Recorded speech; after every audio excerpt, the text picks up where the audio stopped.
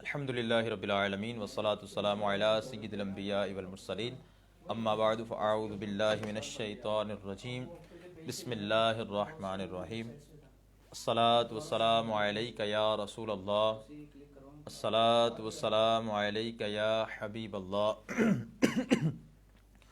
الصلاة والسلام علیک یا نبی اللہ وعلی آلک واصحابک یا نور اللہ۔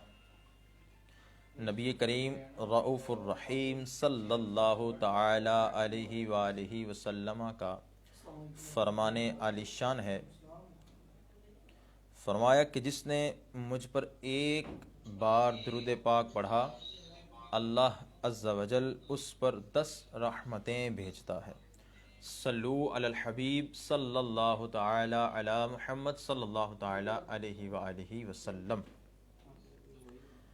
الحمدللہ عز و جل ایک بار پھر فیضان آن لائن قرآن اکیڈمی کے آفیشیل فیس بک پیج سے ہم آپ کی بارگاہ میں طہارت کورس لے کر حاضر ہوئے ہیں، اور یہ اللہ تبارک و تعالیٰ کا احسان اور فضل ہے کہ اللہ رب العزت نے ہمیں سرکار علیہ الصلاۃ والسلام کے وسیلہ سے علم دین سیکھنے کا ایک بہت ہی اچھا پلیٹ فارم عطا فرمایا ہے کہ جس پر ہم گھر بیٹھے ہی فقط اپنا وقت نکال کر علم دین کا بیش بہا خزانہ حاصل کر سکتے ہیں۔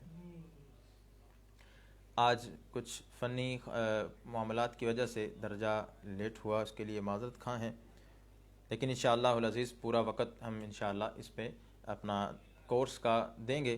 تمام احباب سے یہ بھی گزارش کروں گا کہ اگر ابھی تک آپ نے ہمارے پیج کو لائک نہیں کیا، شیئر نہیں کیا، تو آپ اس کو لائک بھی کیجئے اور اس کو شیئر بھی کیجئے تاکہ دوسرے احباب تک، آپ کے دوستوں تک بھی اس کا جو ہے وہ اس دعوت کو عام کیا جا سکے، اور وہ بھی اس نیکی کی دعوت میں، اس کورس میں شامل ہو کر علم دین کا خزانہ حاصل کر سکیں۔ جیسا کہ کل پہلی کلاس ہوئی طہارت کورس کی، اور یہ 3 دن کا کورس ڈیزائن کیا گیا ہے، تو 3 کلاسز اس کی ہوں گی۔ آج اس کی سلسلہ وار دوسری کلاس ہے۔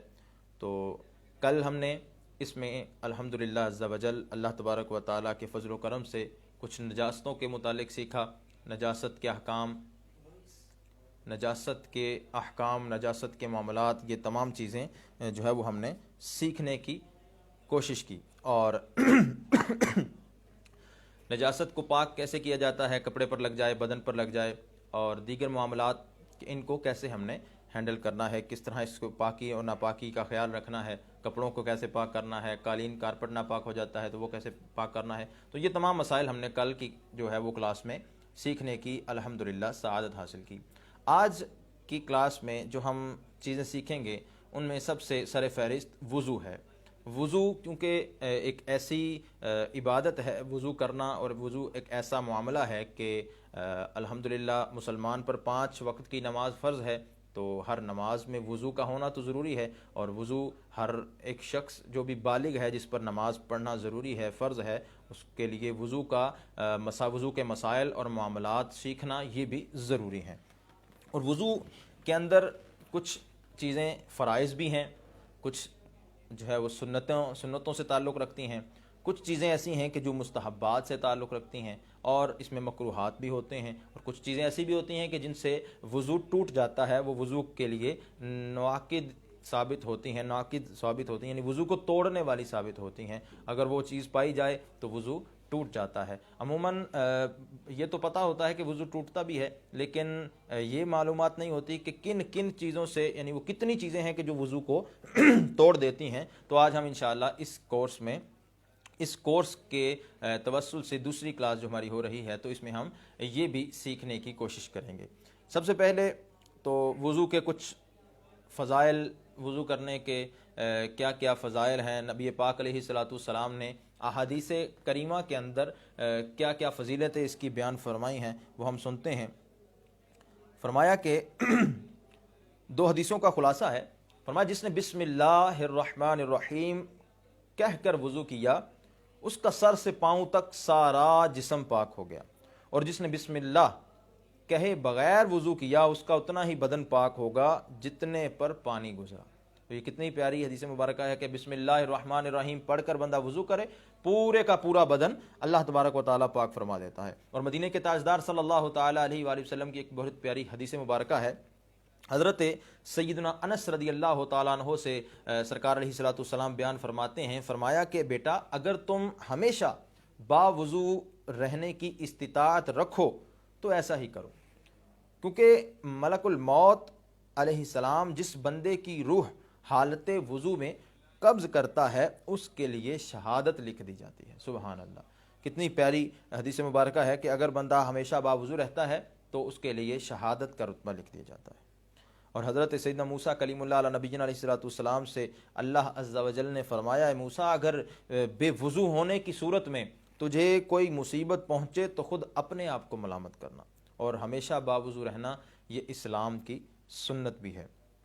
اور بزرگ فرماتے ہیں کہ اگر کوئی شخص ہمیشہ باوضو رہتا ہے تو اس کو چند ایک جو ہے وہ فضائل ملتے ہیں جو اللہ تبارک و تعالیٰ اس کو خاص فضیلتیں عطا فرماتا ہے۔ فرمایا ملائکہ اس کی صحبت میں رغبت کرتے ہیں، ملائکہ اس کے قرب میں آنا چاہتے ہیں، اس قرب کی اس برکتیں حاصل کرنا چاہتے ہیں، اور فرمایا قلم اس کی نیکیاں لکھتا رہتا ہے، اور اس کے اعضاء تسبیح کرتے ہیں، اس سے تکبیر اولیٰ فوت نہیں ہوتی۔ جب باوضو ہوگا جو شخص اور ہمیشہ اس کا وضو رہے گا تو جیسے ہی نماز کا وقت ہوگا وہ تکبیر اولیٰ کی فضیلت کو حاصل کر لے گا۔ فرمایا جب سوتا ہے تو اللہ تبارک و تعالی کچھ فرشتے مقرر فرما دیتا ہے جو جنوں انس کے شر سے اس بندے کی، اس باوضو رہنے والے شخص کی حفاظت کرتے ہیں۔ اور فرمایا سکرات موت نزعہ کا جو عالم ہوتا ہے، جب روح بدن سے جدا ہوتی ہے، باوضو رہنے والے کے لیے وہ وقت آسان کر دیا جاتا ہے، اور جب تک باوضو رہتا ہے بندہ امان الہی میں رہتا ہے۔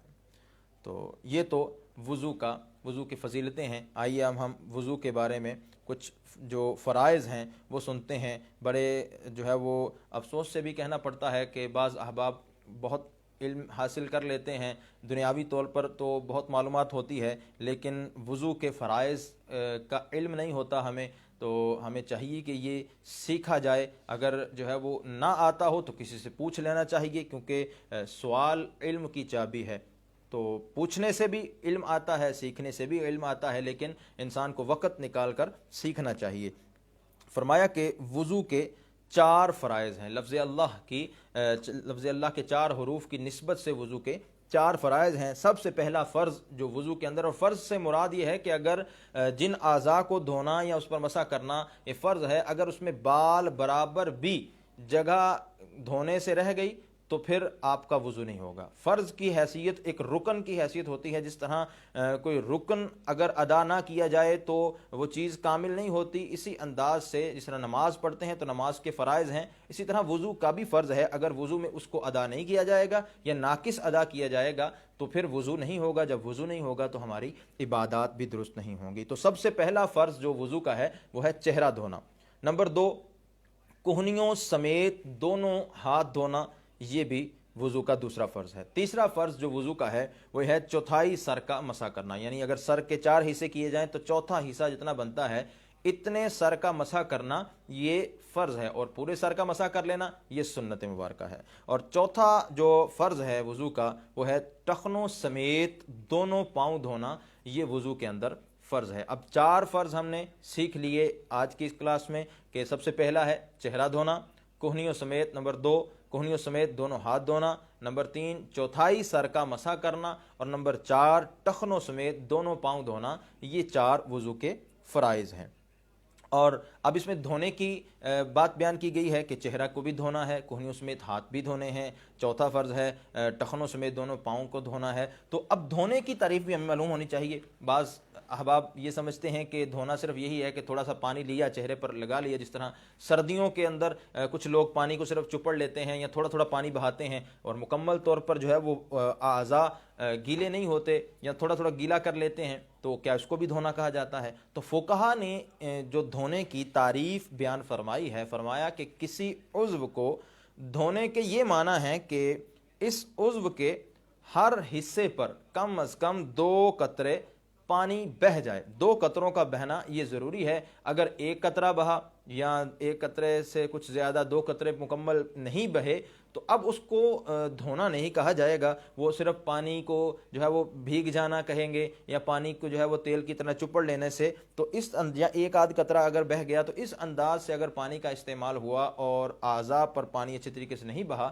تو پھر اس کو جو ہے وہ وضو اس کا درست نہیں ہوگا. تو دھونے سے مراد یہی ہے جو فقہا نے بیان فرمایا کہ ہر عضو کے ہر حصے پر, جیسے اگر چہرہ دھونا ہے تو چہرے کے ہر حصے سے 2 قطرے ٹپک جانے چاہیے. اسی طرح اگر بازو دھونے ہیں تو بازوؤں سے, قدم پاؤں دھونے ہیں تو پاؤں کے ہر حصے سے 2 قطروں کا ٹپکنا یہ ضروری ہے.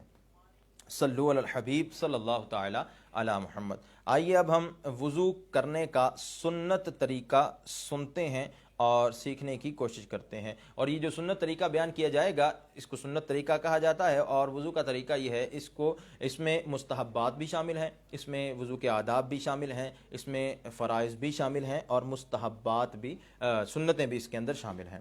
تو فرمایا کعبۃ اللہ شریف کی طرف منہ کر کے اونچی جگہ بیٹھنا یہ مستحب ہے. اور وضو کے لیے نیت کرنا یہ سنت ہے. اور نیت دل کے پکے ارادے, دل کے پختہ ارادے کو کہتے ہیں. زبان سے بھی جو ہے وہ دل میں نیت ہوتی ہوئی, دل میں نیت ہے کہ پاکی حاصل کرنے کی نیت سے, جو ہے وہ طہارت حاصل کرنے کی نیت سے, اللہ تبارک و تعالیٰ کے احکامات کو بجا لانے کی نیت سے وضو کر رہا ہوں. اور زبان سے بھی اگر بندہ دہرا لیتا ہے تو یہ اس کے لیے زیادہ فضیلت کا باعث ہے.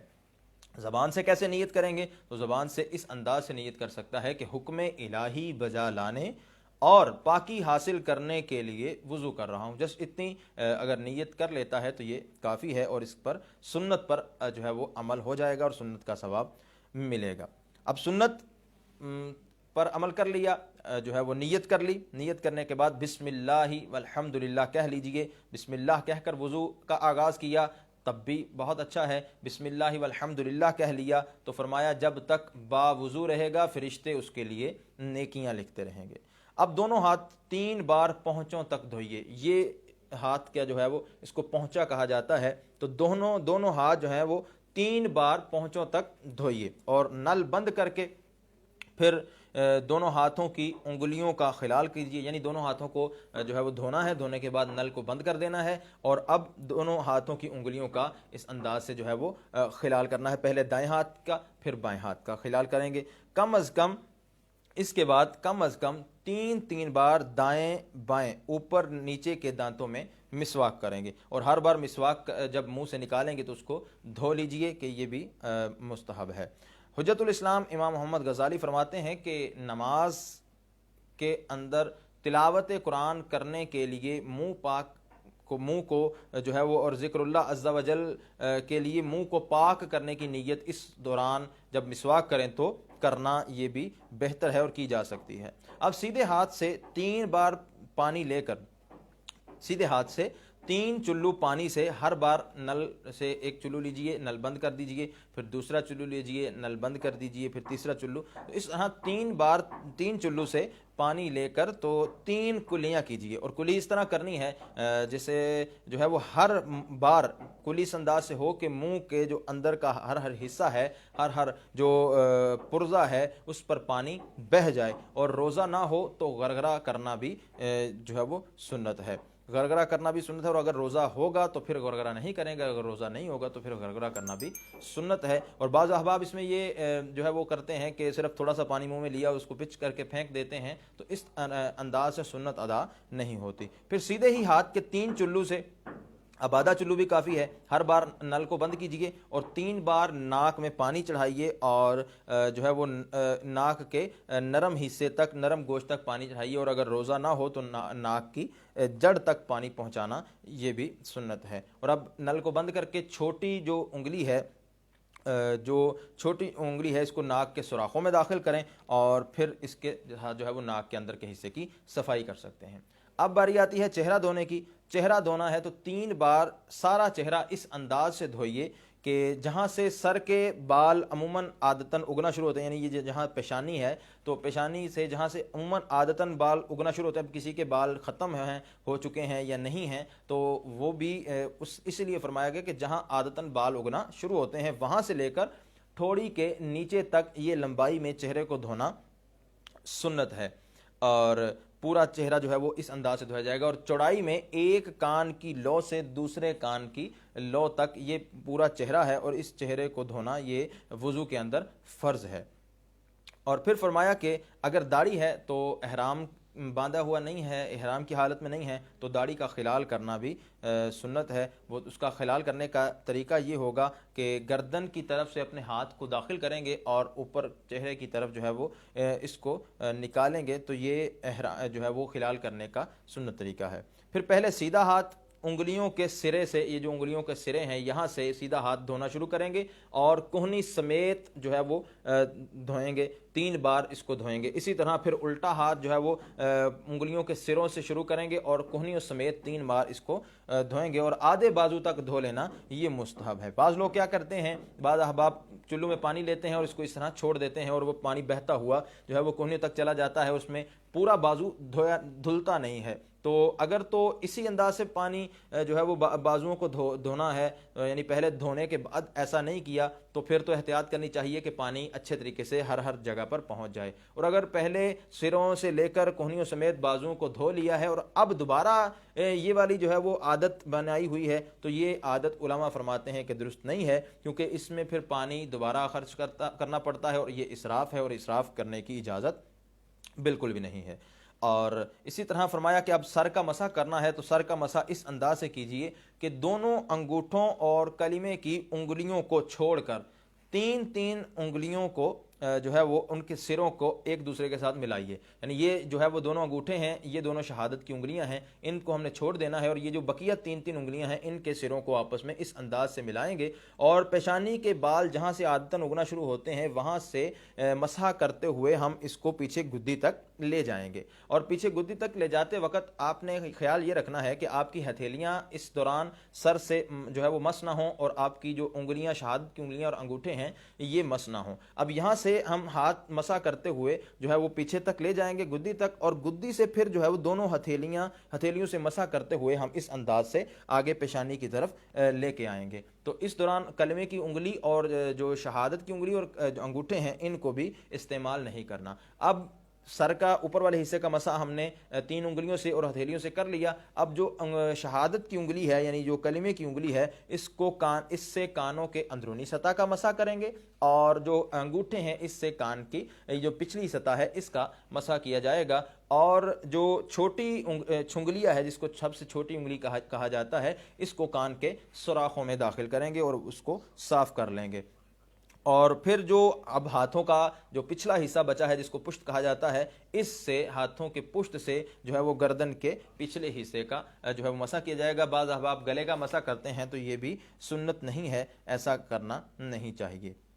और मसा करते वक्त ख़ुसूसन इस बात का ख्याल रखना चाहिए कि जब मसा करें तो जो नल है उसको बंद कर दिया जाए ताकि पानी बहता ना रहे और ज़ाया ना हो। अब पहले सीधा पाँव फिर उल्टा पाँव हर बार उंगलियों से शुरू करके टखनों तक 3 बार धो लीजिए, और आधी पिंडली तक जो है वो धोना ये मुस्तहब है। दोनों पाँव की उंगलियों का खिलाल करना ये भी सुन्नत है, और खिलाल के दौरान भी नल को बंद कर देना है। और उसका तरीका कार ये है कि बाएं हाथ की जो सबसे छोटी उंगली है, यानी ये जो छोटी उंगली है, इससे दाएं पाँव की जो सबसे छोटी उंगली है उसका खिलाल, मिसाल के तौर पर अगर ये हमारा दायां पाँव है और ये हमारा जो है वो बायां हाथ है, तो इसकी छुंगलिया से दाएं पाँव की छुंगलिया का खिलाल करना शुरू करेंगे, और करते करते हम अंगूठे तक ले आएंगे। और फिर इसी हाथ की छोटी उंगली से, यानी जिससे हम कर रहे हैं, इसी से बाएं पाँव के अंगूठे से आगे जो है वो छुंगलिया तक यानी छोटी उंगली तक इसको ले जाएंगे, और इस अंदाज से हम जो है वो अपने पाँव का जो है वो उंगलियों का खिलाल कर लेंगे, और इस दौरान नल को बंद रखेंगे ताकि पानी ज़ाया ना हो। इमाम गज़ाली रहमतुल्लाहि ताला अलैह बयान फरमाते हैं कि हर उज़्व को धोते वक्त ये उम्मीद रखनी चाहिए कि मेरे इस उज़्व के गुनाह निकल रहे हैं, क्योंकि अल्लाह तबारक व तआला बड़ा मेहरबान है, और अल्लाह तबारक व तआला से जैसा गुमान किया जाए अल्लाह तबारक व तआला इंसान के साथ वैसा ही मामला फरमाता है। और वज़ू के बाद ये दुआ भी पढ़ लीजिए, अल्लाहुम्मा जअलनी मिनत तव्वाबीन वजअलनी मिनल मुततहिरीन। और ये दुआ पढ़ लीजिए कि ए अल्लाह अज़्ज़ा वजल मुझे कसरत से तौबा करने वालों में बना दे और मुझे पाकीज़ा रहने वालों में शामिल फरमा दे। और फिर वज़ू करने के बाद کلمہ شہادت پڑھنے کی بڑی فضیلت ہے۔ حدیث پاک کا مفہوم ہے جس نے اچھی طرح وضو کیا اور کلمہ شہادت پڑھا اس کے لیے جنت کے 8 دروازے کھول دیے جاتے ہیں، جس سے چاہے اندر داخل ہو۔ تو یہ کتنی بڑی فضیلت ہے، چھوٹا سا عمل ہے۔ تو ہمیں چاہیے کہ نماز کے لیے جب بھی وضو کریں یا ویسے جب بھی وضو کریں تو اس کے بعد شہادت کا جو کلمہ شہادت ہے اس کو پڑھیں، تاکہ اللہ تبارک و تعالیٰ اس کے صدقے سے ہمیں جنت میں داخلہ عطا فرمائے۔ ہم نے آج وضو کے فرائض بھی سن لیے، اب وضو کا یہ جو مکمل طریقہ سنا، اس میں کچھ سنتیں ہوتی ہیں، وہ بھی ہم جو ہے وہ آپ کے سامنے بیان کرتے ہیں۔ کوشش کیا کریں اپنے پاس کاپی اور پینسل رکھا کریں، جب بھی کوئی اہم مسائل تو ویسے سارے ہی اہم ہیں، لیکن بعض اوقات ایسا ہوتا ہے کہ کوئی بات دل کو چھو جاتی ہے اور بندے کا دل کرتا ہے کہ اس کو نوٹ کر لیا جائے تاکہ بعد میں بھی میں جو ہے وہ اس کو اپنے کام میں لا سکوں، تو اس کو لکھ لینا چاہیے تاکہ کچھ چیزیں جو ہے وہ ذہن سے پھر جو ہے وہ نکل جاتی ہیں، اور علم کو لکھ کر قید کرنا یہ بزرگوں نے فرمایا ہے۔ تو وضو کا جو طریقہ ہم نے پڑھا اس کے اندر چند ایک سنتیں ہیں، 14 سنتیں علماء نے بیان فرمائی ہیں۔ فرمایا نیت کرنا یہ وضو کے اندر سنت ہے، بسم اللہ پڑھنا یہ بھی سنت ہے۔ وضو سے قبل اگر بسم اللہ الحمدللہ کہہ لیں گے تو جب تک با وضو رہیں گے تو فرشتے جو ہے وہ نیکیاں لکھتے رہیں گے۔ پھر نمبر 3 پر فرمایا دونوں ہاتھ پونچھوں تک 3 بار دھونا یہ بھی سنت ہے، اور 3 بار مسواک کرنا یہ بھی سنت ہے، 3 چلو سے 3 بار کلی کرنا یہ بھی سنت مبارکہ ہے۔ روزانہ ہو تو غرغرہ کیا جائے گا یہ بھی سنت ہے۔ پھر فرمایا 3 چلو سے 3 بار ناک میں پانی چڑھانا یہ بھی سنت مبارکہ ہے۔ داڑھی ہو تو احرام نہ ہونے کی صورت میں اس کا خلال کرنا بھی سنت ہے۔ ہاتھ اور پاؤں کی انگلیوں کا خلال کرنا یہ بھی سنت ہے۔ پورے سر کا مسح کرنا یہ بھی سنت ہے۔ کانوں کا مسح کرنا یہ بھی سنت ہے۔ اور فرائض میں ترتیب قائم رکھنا، یعنی فرض اعضاء میں پہلے منہ، پھر کوہنیوں سمیت ہاتھ دھونا، پھر سر کا مسح کرنا، اور پھر ٹخنوں سمیت پاؤں دھونا یہ بھی سنت مبارکہ ہے۔ اور اسی طرح پے در پہ وضو کرنا، یعنی ایک عضو سوکھنے نہ پائے تو دوسرا جو ہے وہ عضو دھو لیا جائے یہ بھی سنت ہے۔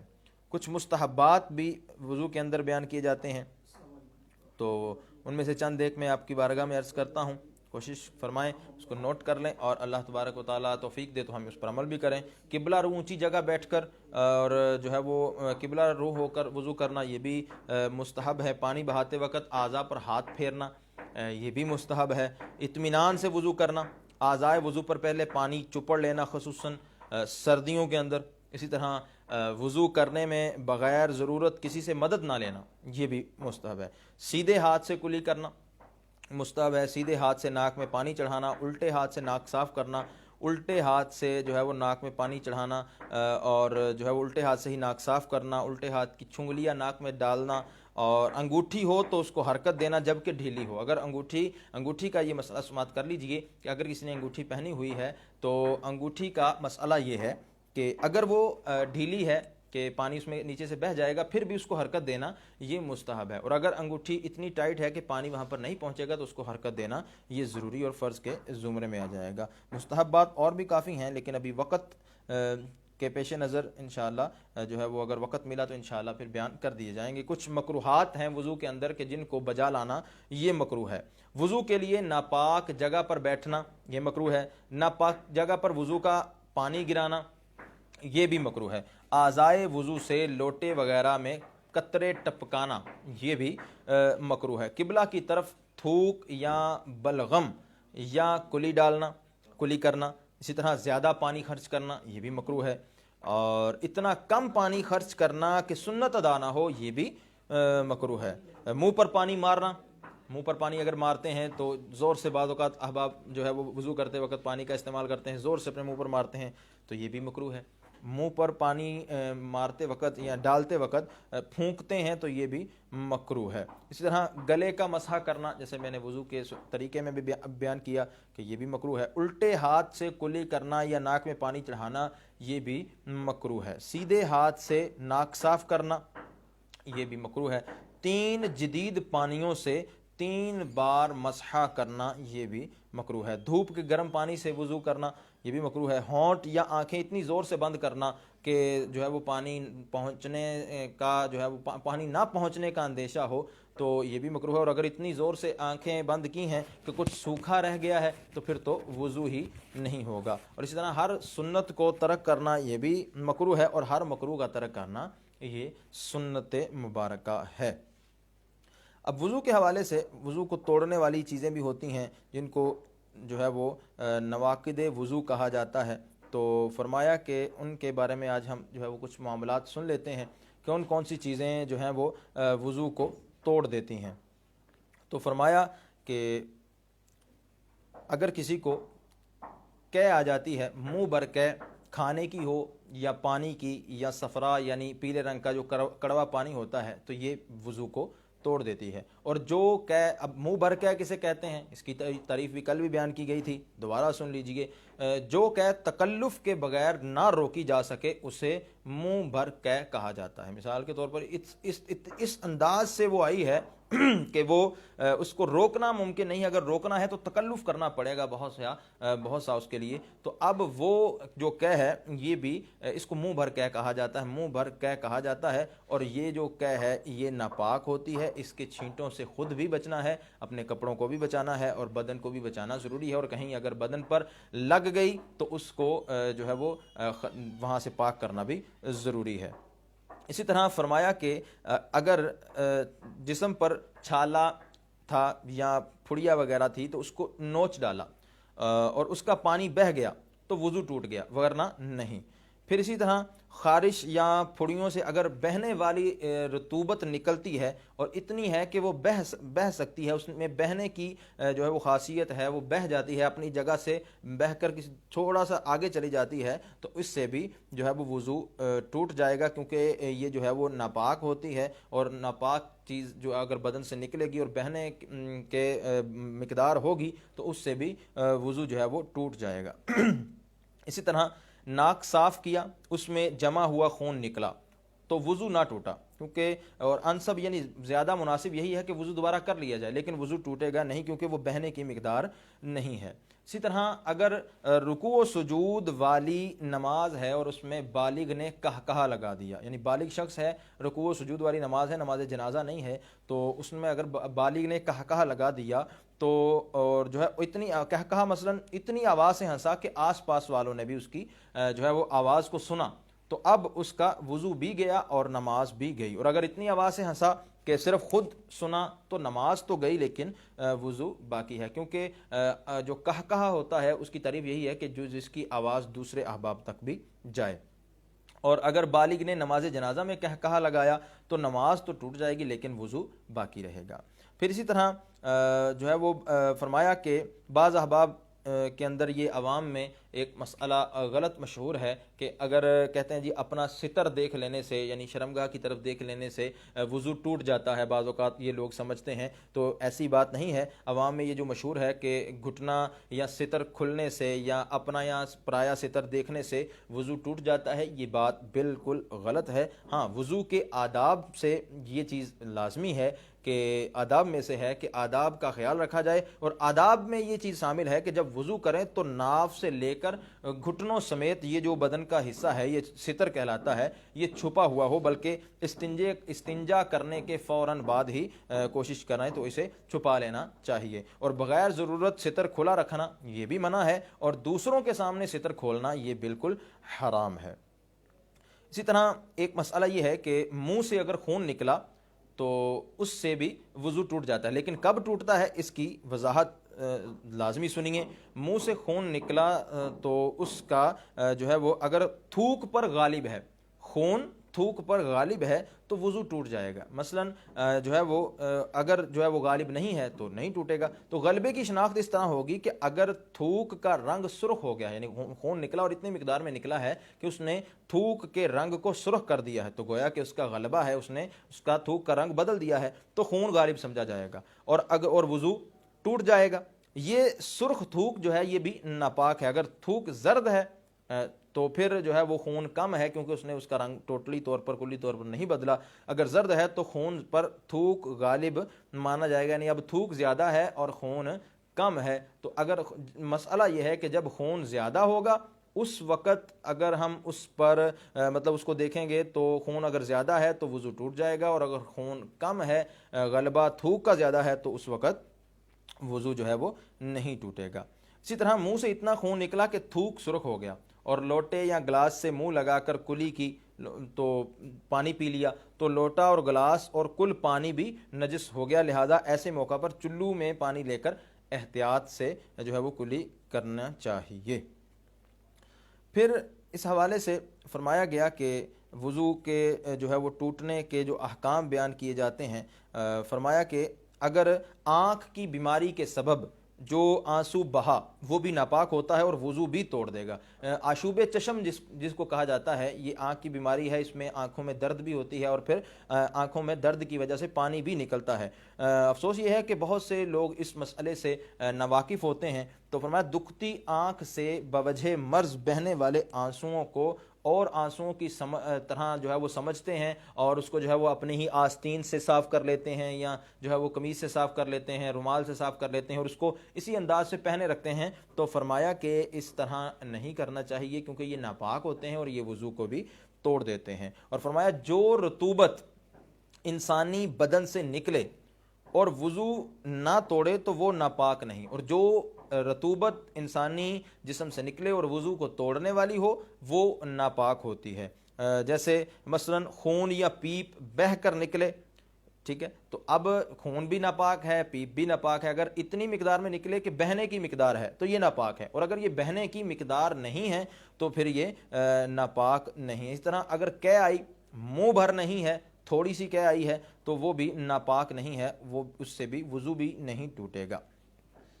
گوشت میں انجیکشن لگانے سے صرف اسی صورت میں وضو ٹوٹے گا جب کہ بہنے کی مقدار خون نکلے۔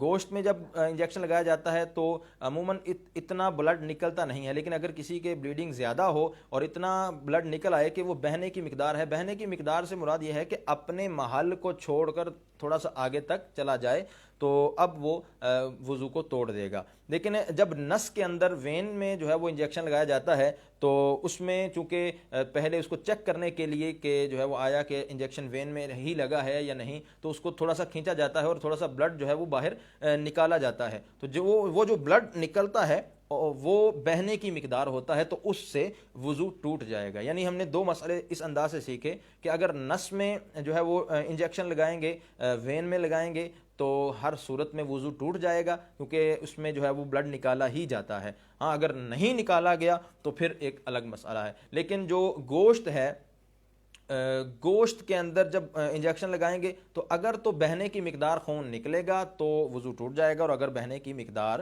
نہیں نکلا تو پھر وضو نہیں ٹوٹے گا۔ پھر خون، پیپ یا زرد پانی، خون نکل آیا، پیپ نکل آئی یا زرد پانی کہیں سے بھی نکل کر بہا اور اس کے بہنے سے ایسی جگہ پہنچنے کی اس کی صلاحیت ہے کہ جس جگہ کا وضو یا غسل میں دھونا فرض ہے۔ یہ بات یاد رکھیے کہ نجاست جہاں سے بھی نکلے، جو مطلب ایسی جگہ سے نجاست نکل کر بہی کہ جس کا وضو یا غسل میں دھونا فرض ہے تو وضو جاتا رہا۔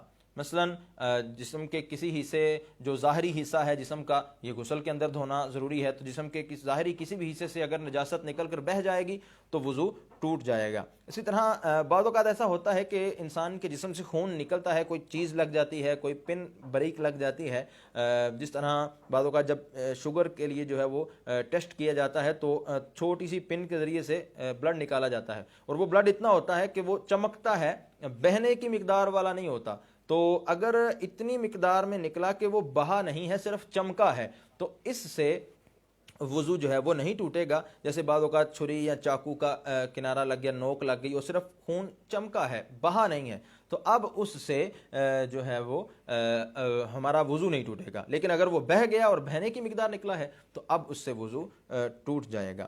اور یا پھر بلڈ بہا ہے، نکلا بھی ہے اور بہا ہے، اور ایسی جگہ پر بہا ہے کہ جس کا وضو یا غسل میں دھونا فرض ہو، مطلب اگر بہا مگر ایسی جگہ نہیں آیا کہ جس کا جو ہے وہ غسل یا وضو میں دھونا فرض ہو، مثال کے طور پر آنکھ میں دانا تھا، اب آنکھ کا اندرونی حصہ ایسا ہے کہ اس کا وضو اور غسل کے اندر دھونا ضروری نہیں ہے، آنکھ کے اندر دانا تھا اور اندر ہی ٹوٹ کر اندر ہی پھیل گیا اور بہنے کی مقدار بھی تھا، باہر نہیں نکلا، یا پیپ یا خون کان کے سوراخ کے اندر تھا اور وہیں پر جو ہے وہ بہہ گیا، نکلا نہیں ہے، تو اب اس سے بھی وضو ضرور نہیں ٹوٹے گا۔ اسی طرح اگر زخم جو ہے وہ بے شک بڑا ہے، اس پر رطوبت چمک رہی، بعض اوقات رگڑ لگ جاتی ہے اور جسم پر بہت بڑا زخم ہو جاتا ہے اور زخم پر خون چمک بھی رہا ہوتا ہے لیکن وہ بہنے کی مقدار نہیں ہوتا، تو صرف چمکنے سے جو ہے وہ وضو نہیں ٹوٹے گا جب تک وہ بہنے کی مقدار نہ ہو۔ پھر اسی طرح وضو کے اندر بعض اوقات انسان کو شک واقع ہو جاتا ہے کہ آیا کہ میرا وضو ہے یا نہیں ہے، تو اس حوالے سے فرمایا کہ اگر دوران وضو کسی عضو کے دھونے میں شک واقع ہو جائے، اور اگر یہ زندگی کا پہلا واقعہ ہے کہ جو ہے وہ شک واقع ہوا ہے، تو اس کو دھو لیجئے، اور اگر اکثر شک پڑتا رہتا ہے، وسوسے آتے رہتے ہیں، تو اس کی طرف توجہ نہ کیجیے، اور اگر اسی طرح بعد وضو بھی شک پڑے تو اس کا کچھ خیال مت کیجیے۔ اور فرمایا کہ آپ باوضو تھے، اب شک آنے لگا کہ پتہ نہیں وضو ہے یا نہیں، تو ایسی صورت میں آپ باوضو ہیں، کیونکہ صرف شک سے وضو نہیں ٹوٹتا۔ جب تک کہ آپ کو ظن غالب نہ ہو جائے کہ فلاں وقت میرا وضو ٹوٹ گیا تھا یا فلاں عذر پایا گیا تھا جس کی وجہ سے وضو ٹوٹ گیا تھا، تو اب آپ کا وضو ختم ہو جائے گا۔ یقیناً آپ اس وقت تک باوضو ہیں کہ جب تک جو ہے وہ وضو ٹوٹنے کا ایسا یقین نہ ہو جائے کہ آپ قسم کھا سکیں، اور یہ یاد رہے کہ کوئی عضو اگر دھونے سے رہ گیا مگر یہ یاد نہیں کہ وہ کون سا عضو ہے، تو بایاں یعنی الٹا پاؤں دھونے کا فقہا نے حکم ارشاد فرمایا ہے۔ اور اسی طرح دو مسئلے اور سن لیجئے کہ چند ایک چیزیں ایسی بھی ہوتی ہیں کہ سونے سے بھی وضو جو ہے وہ ٹوٹ جاتا ہے۔ سونے سے وضو کب ٹوٹے گا؟ فرمایا سونے سے وضو ٹوٹنے کی دو شرطیں ہیں۔ ایک تو اس انداز میں کہ دونوں سرین یعنی جو بیٹھنے کی انسان کی جگہ ہوتی ہے، پشت ہوتی ہے کہ جس پر انسان بیٹھتا ہے، دونوں سرین اچھی طرح جمے ہوئے نہ ہوں، یعنی اٹھے ہوئے ہوں، تو ایک تو یہ شرط ہے۔ اور دوسری شرط یہ ہے کہ ایسی حالت پر سویا جو غافل ہو کر سونے میں رکاوٹ نہ ہو، تو وضو ٹوٹے گا۔ یعنی ایک تو سرین بھی جمے ہوئے نہیں ہیں اور انسان غافل ہو کر سویا ہے، تو اس صورت میں جب ایسی حالت میں سویا ہوگا تو جو ہے وہ وضو ٹوٹ جائے گا۔ اب چند ایک انداز میں عرض کر دیتا ہوں جس سے جو ہے وہ سونے سے وضو ٹوٹتا ہے، اور جو ہے وہ انسان اگر اس انداز پر سوئے گا تو وہ اس سے وضو ٹوٹ جائے گا۔ اکڑوں یعنی پاؤں کے تلووں کے بل اس طرح بیٹھنا کہ دونوں گھٹنے کھڑے رہیں، تو اس طرح بھی وضو ٹوٹ جاتا ہے۔ چت لیٹ کر یعنی سیدھا جو ہے وہ پیٹھ کے بل سیدھا بالکل لیٹتا ہے بندہ جب ٹانگیں پھیلا کر، تو اس انداز سے سونے سے بھی وضو ٹوٹ جاتا ہے۔ پٹ یعنی پیٹ کے بل لیٹا ہو تب بھی وضو ٹوٹ جاتا ہے۔ دائیں یا بائیں کروٹ لے کر سویا تب بھی وضو ٹوٹ جاتا ہے۔ اسی طرح ایک کوہنی پر بعض اوقات انسان ٹیک لگا کر سویا، اور یہ یاد رکھیے کہ اس میں سونے سے مراد ایسا سونا ہے کہ جو غافل ہو کر سونا جسے کہا جاتا ہے، اگر ایسا سوئے گا تو پھر وضو ٹوٹے گا۔ اسی طرح چار زانوں یعنی جسے ہم چوکڑی مارنا کہتے ہیں، چوکڑی مار کر اس طرح بیٹھا کہ سر جو ہے یہ زانوں یا پنڈلیوں پر رکھا ہوا ہے، تو اب بھی وضو ٹوٹ جائے گا۔ یا جس طرح عورت سجدہ کرتی ہے اس انداز سے سجدے کے اندر سو گیا، تو پیٹ رانوں سے اور بازو پہلوؤں سے ملے ہوئے ہیں یا کلائیاں بچھی ہوئی ہیں، تو اس انداز سے سونے سے بھی وضو ٹوٹ جائے گا۔ اور یہ مذکورہ جو صورتیں ابھی بیان کی گئی ہیں یہ نماز میں واقع ہوں یا نماز کے علاوہ، وضو بہر صورت ٹوٹ جائے گا، لیکن اس میں شرط یہ ہے کہ غافل ہو کر سویا ہو اور سرین اٹھے ہوئے ہوں، یعنی جمے ہوئے نہ ہوں۔ پھر اگر ان صورتوں میں قصدن سویا تو نماز فاسد ہو جائے گی، اور بلا قصد سویا تو وضو تو ٹوٹ جائے گا مگر نماز اس کی باقی رہے گی۔